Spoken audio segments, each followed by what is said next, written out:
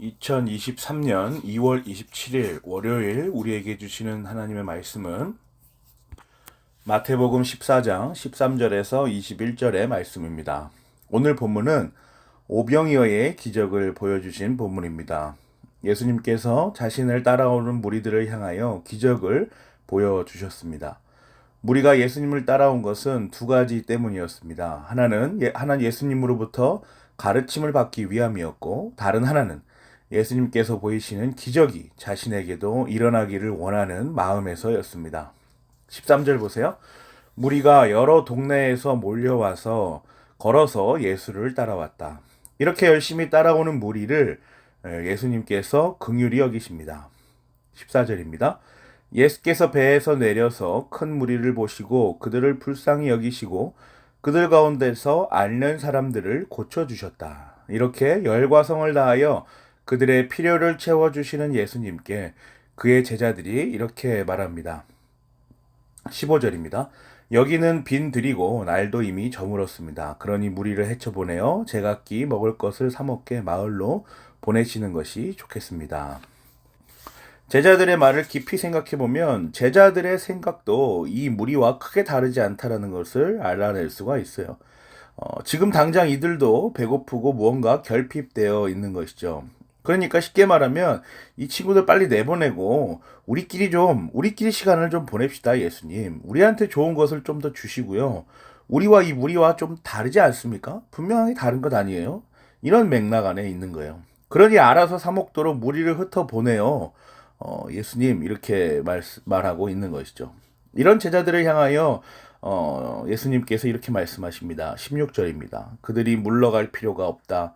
너희가 그들에게 먹을 것을 주어라. 그 무리를 귀하게 여기십니다. 흩어내는 것을 꺼려하시죠. 제자들이 현실을 말합니다. 17절이요. 우리에게 있는 것이라고는 빵 5개와 물고기 2마리밖에 없습니다. 예수님이 다시 말씀하십니다. 그것들을 이리로 가져오너라. 18절에 그렇게 기록되어 있죠. 아직까지 현실에 사로잡혀서 물리적인 그리고 보이는 세계밖에 보지 못하는 이들을 안타까워하시며 그것들을 가지고 오라 라고 말씀하십니다. 사실 이 정도 상황을 보면 예수님께서 교훈하시는 대상은 단순히 무리만을 위한 것이 아니라 할 수 있겠죠. 제자들에게도 교훈하고 계시는 것입니다. 그렇게 마음을 먹으시고 빵 5개와 물고기 2마리를 가져오라 말씀하십니다. 19절이에요. 그리고 예수께서는 무리를 풀밭에 앉게 하시고 나서 빵 5개와 물고기 2마리를 들고 하늘을 우러러 보시고 축복 기도를 드리신 다음에 떼어서 제자들에게 주시니 제자들이 이를 무리에게 나누어 주었다. 빵 5개와 물고기 2마리를 손으로 드십니다. 하늘을 우러러 보십니다. 또 축복 기도를 드리시죠. 제자들에게 나누어 주십니다. 또 제자들이 받은 그것을 무리에게 나누어 줍니다. 20절 21절입니다. 그들은 모두 배불리 먹었다. 남은 부스러기를 모으니 12광주리에 가득 찼다. 먹은 사람은 여자들과 어린아이들 외에 어른 남자만도 5,000명쯤 되었다. 이 많은 사람이 예수님께서 베푸시는 음식을 먹고 나눴습니다. 그 기적의 현장에 있었고 참여하였던 것입니다. 사랑하는 고양제일교회 성도 여러분, 오늘 본문이 우리에게 오늘날 전달해 주는 교훈은 무엇입니까? 오늘 본문에 기록된 역사적 사건은 오늘날 우리의 예배의 모습을 보여줍니다. 하나님께서 예배자로 모인 사람들을 긍휼히 여기십니다. 예배자로 모인 사람들은 모두 굶주린 사람들이에요. 결핍되었고 연약하고 무능한 죄인의 모습 그대로입니다. 예수님께서는 그들을 위로하시고 그들을 필요를 채워주십니다. 예배자로 모인 그들이 흩어지는 것을 원치 않으시고 그들을 계속해서 모으시며 그들의 필요를 채워주시죠. 또 그들이 가지고 있던 물고기 2마리와 떡 5개가 하나님께로 나온 것임을 알고 그것을 인정하고 그것에 감사 기도까지 드리십니다.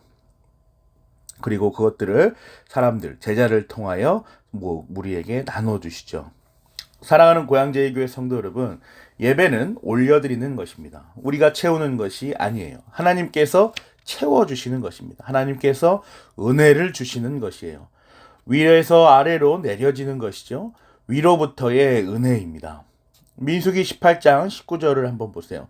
이스라엘 자손이 들어올려 나에게 바친 거룩한 제물은 내가 너와 너에게 딸린 아들, 딸들에게 영원한 분깃으로 모두 준다. 이것은 너와 너의 자손을 위하여 주 앞에서 대대로 지켜야 하는 소금 언약이다.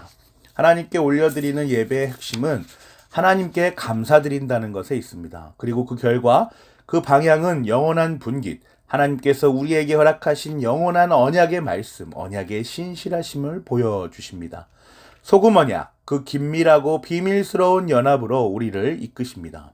이 일은 그리스도께서 담당하시죠. 에베소서 1장 20절에서 23절 보세요. 하나님께서는 이 능력을 그리스도 안에 발휘하셔서 그분을 죽은 사람들 가운데서 살리시고 하늘에서 자기의 오른쪽에 앉히셔서 모든 정권과 권세와 능력과 주권 위에 그리고 이 세상뿐만 아니라 오는 세상에서 일컬을 모든 이름 위에 뛰어나게 하셨습니다. 하나님께서는 만물을 그리스도의 발 아래 굴복시키시고 그분을 만물을 위해 교회 머리에 삼으셨습니다. 교회는 그리스도의 몸이요 만물 안에서 만물을 충만케 하시는 분의 충만함입니다. 하나님께서 그리스도를 올려주십니다. 세상을 이길 권세를 주십니다. 그리고 그와 연합된 예배자로 모인 우리에게도 동일한 은혜를 주십니다. 그리고 예배자로 모인 우리는 세상에서 그 은혜를 충만하게 누리죠. 은혜를 누린다는 것은 이런 것이에요. 23절 한번 다시 보세요. 교회는 그리스도의 몸이요 만물 안에서 만물을 충만케 하시는 분의 충만함입니다. 교회가 그리스도의 몸입니다. 교회가 만물을 굴복시키고 머리로 삼으신 그리스도와 연합된 몸이라는 것이죠. 그래서 교회는 능히 이 세상 안에서 이 세상을 충만하도록 이끄시는 분의 충만함을 드러내는 기관입니다. 은혜의 충만함, 사랑의 충만함, 교훈의 충만함, 교제의 충만함 등 말씀 속에 기록되어 있는 모든 하나님의 뜻을 충만하도록 이루어가는 현장 그 자체가 교회라는 것이죠. 예배와 그리스도, 교회가 하나님의 영원전 작정 안에서 시간이라는 섭리 안에서 그 특별한 예정에 따라 구원을 이루어 나갑니다. 이미 임한 하나님 나라를 완성하여 나갑니다. 그리스도의 인생을 충만하게 채워 나갑니다. 교회가 교회다워야 한다는 슬로건과 외침에서 끝나는 것이 아니라 그 내용을 충만하게 채워 나갑니다. 교회의 재건축과 관련하여 기도하여야 하는 이유는 우리가 단 하나입니다. 단순히 하나님 재건축 과정 가운데 무리 없이 잘 인도하여 주세요. 여기서 끝나는 것이 아니죠. 기도를 통하여 서로의 신앙을 하나로 확인하고 하나님께서 말씀하신 마침내 이루시는 그 하나님 나라를 앞서 살기 위함입니다. 재건축을 위하여 기도하면서 하나님 나라를 염원하시기를 바랍니다. 재건축을 위하여 기도하면서 이 세상에서 이 현실 세계에서 충만하게 채워지는 것이 우리의 삶 가운데 충만함으로 남아있는 것이 무엇인지를 경험하시기를 기도합니다. 또 재건축을 위하여 기도하면서 우리 모두가 하나의 나라, 영원한 나라, 하나님 나라를 꿈꾸고 나아가고 있다는 것을 서로가 확인하며 나아가기를 기도합니다. 예수 그리스도께서 그러하셨던 것처럼 우리의 기도가 하늘을 향하여 감사 기도를 드리며 성도 여러분 서로와 영적인 식탁의 교제를 하도록 이끄는 수단이 되기를 그리스도의 이름으로 기도합니다. 아멘.